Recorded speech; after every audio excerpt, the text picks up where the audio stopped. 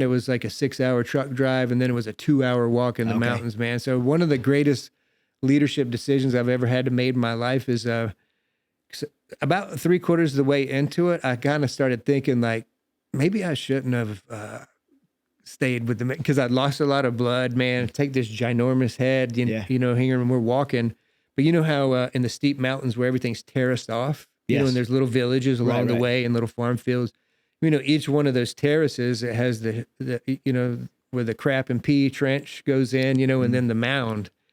And then, you know, and then there's another drop off for the next little part of the village. And all the guys, we were, you know, covert going in, not waking up the village. And everybody was walking on that mound and my balance was not really okay because of the headshot, you know? And so I'm like, do I walk on the mound and maybe fall down and compromise the whole mission and all my guys, or do I walk in the shed trench, you know? And so it was, so I walked in the trench, you know what I mean? So I wouldn't fall off. So it was, but yeah, it was, but that was my first mission, man. And it was, I mean, I was living the dream, man. I spent my whole career. I mean, I was a super lifer from the beginning, man. You know what I mean? Like I was going to do 30 years and all that stuff. So you did Afghanistan, which the unit did not do Afghanistan as much as Deb grew. Right. So you guys more Iraq. Yep. But what would you, I guess just in general, the contrast between Afghanistan and Iraq? The contrast for me, because, you know, it's all geographically wherever you're at. You know, for me at that time, it was nothing like a lot of guys experience in Afghanistan. We were on a time-sensitive target force. So we were a reserve force with the helos that just went and hit these time-sensitive targets. So we didn't do a whole lot. We did probably 4 or 5 missions. So we didn't get a whole lot out.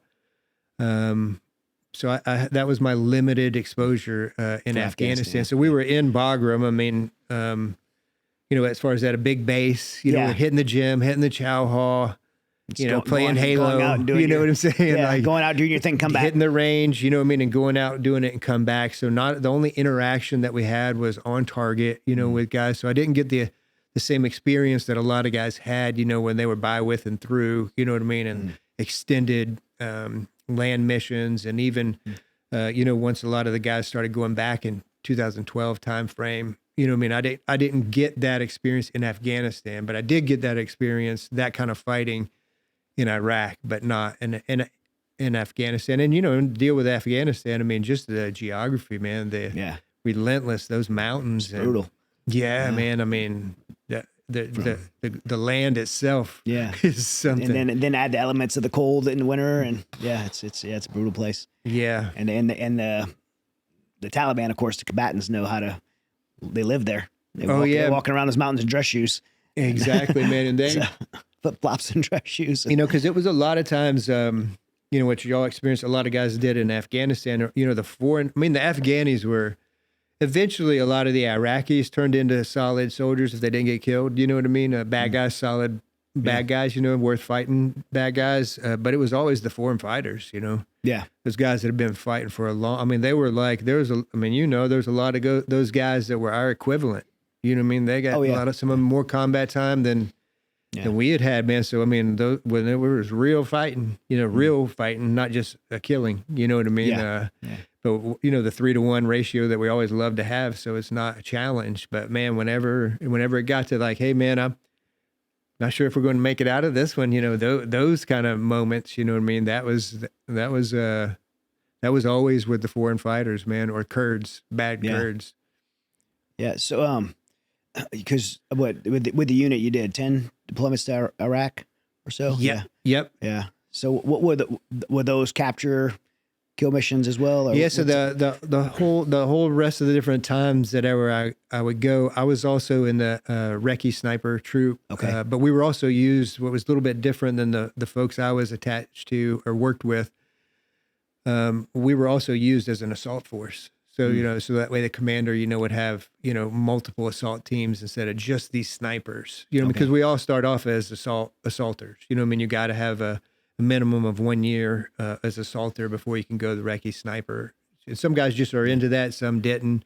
Yeah. And but I always loved it because I always loved the more responsibility, you know. I don't know if you could say, if you can, is it public? What squadron is the equivalent of Black Squadron? recce sniper squadron? There's a bunch of stuff on Wikipedia Okay. that may or may not be accurate. Okay. Okay. Yeah. You go to Wikipedia. But and we check it had out, that element in-house with us, you know what I mean, in each one. And so we were able to, so the cool thing about that being with the squadron I was with is we got the best of both worlds. Okay. Like, so if there was a sniper mission, like First Battle of Fallujah I was a part of, you know, we got that one. And then the rest of the time, if there wasn't like, hey, a really good sniper mission, then we were assaulters. So we were like double dipping, you know what I mean? So we were assaulters whenever, you know, and the guys that weren't snipers couldn't go on the sniper stuff because obviously they weren't snipers. So I loved it. You know what I mean? I loved, like I said, man, I was living the dream, you know what I mean? To be in the premier unit, you know, in the Army, as far as direct action anyway, you know, and, you know what I'm saying, man? I was, I mean, all the missions, all the money, no BS, you know, no details, no nothing like that. You're either in war or training for war, period, end of story. Yeah. Like, yeah, man, loving it with the same kind of caliber of men and women. And, man, it's just, that was part of the heartbreak of why it was so hard leaving. Yeah. You know, the way that I left was because, like I said, man, the loves in my life, you know what I mean, is my family and the United States Army, man. Like, I mean, I was one of those lifers, man. Like, you know what I'm saying? I was going to do 30. Would you say that, so that you're talking about that on an individual level for you, but watching, you know, things progress from your first involvement from 2002 all the way to 2011, would you say that also not on just an individual level became a cultural shift in the unit where multiple people started to feel the culture of the unit started to have that it became personal? It did. Yeah, because we had all lost buddies, you know, by this time. We all had been a part of a lot of combat, you know, real war, you know, real up close, personal, you know, a lot of extreme violence. You know, and again, I just speak for myself. And but so to answer say is like, yeah, it was started opening up. But for myself, what happened is, and what I learned in retrospect, not in then, is that my humanity was being affected, right? Mm-hmm. Because I believed in the mission, I believed in taking bad guys out and killing bad guys. Mm-hmm. You know what I mean? And because that bought us time, and it saved Iraqi lives, 100%. You know, if a dump truck bomb goes off and kills 4,000 people and wounds 10,000, if you don't make any more dump truck bombs going off. Yeah, do the math. Lives. You're saving lives. Yeah. And so it was a real mission. And but every time, you know what I mean, it was a chip. And I never had a problem killing people that were on the list. Yeah. It never bothered me at all.